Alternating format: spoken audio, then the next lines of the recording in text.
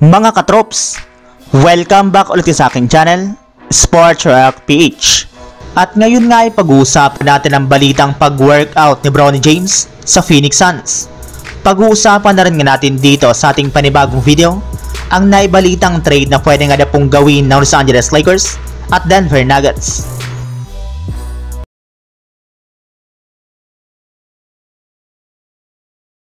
Ayon nga po mga katrop sa pinakahuling inilabas na balita patungkol sa anak ni LeBron James na si Bronny James, tuluyan na nga daw po itong nakausap ng Los Angeles Lakers at pinag-workout na nga po nila ito sa loob ng kanilang pasilidad ng nagdaang araw. Ngunit maliban nga po sa Lakers ay may ibang mga kupunan na rin naman nga po na interesado sa kanyang serbisyo. Sa katunayan, base nga po sa lumabas na balita, makikipag-workout nga daw po ito sa kupunan ng Phoenix Suns sa susunod na araw.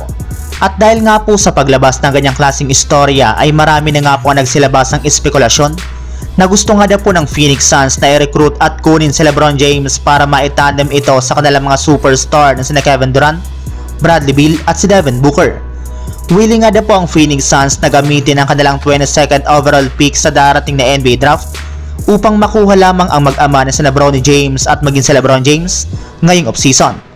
Ngunit ibinulgar naman nga po ng isang NBA insider na hindi lang naman nga po Suns ang pag-workout na nito sa mga susunod na araw since may ilang mga teams para naman ang pupuntahan nito.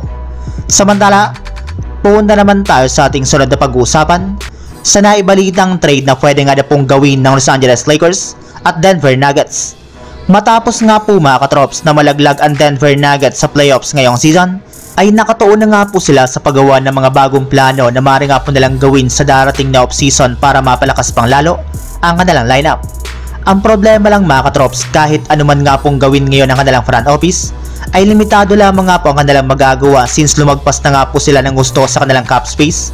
Ibig sabihin, mapipilitan nga po silang magbayad ng napakalaking pera ngayong off-season, kaya wala na nga pong ibang choice ngayon kundi mag-trade ng ilan sa kanilang mga manlalaro. At isa na nga po sa mga nabanggit na manlalaro na pwede nga na po nilang ipamigay ngayon ayon sa Heavy Sports ay walang iba kundi si Michael Porter Jr. na pwede nga po nilang i-trade sa Los Angeles Lakers kapalit ni Austin Reeves, Rui Hachimura at si Jalen Hood-Schifino. Sa ganyang paraan nga daw po mga katrops ay magkakaroon ng Denver Nuggets ng mga players na makakatulong para mapalakas ang kanilang bench na siyang isa sa mga kahinaan ng kanilang team ngayong season. Habang pagdating naman nga po sa Los Angeles Lakers ay magkakaroon nga po sila dito ng isang sharpshooter na makakatulong kina LeBron James at Anthony Davis. So yun lang mga katrops, ang handog kong story ngayong araw. Sana nag-enjoy kayo, please like and subscribe my YouTube channel, Sports React PH para sa iba pang story at update patungkol sa NBA. Kita-kits muli sa ating susunod na video.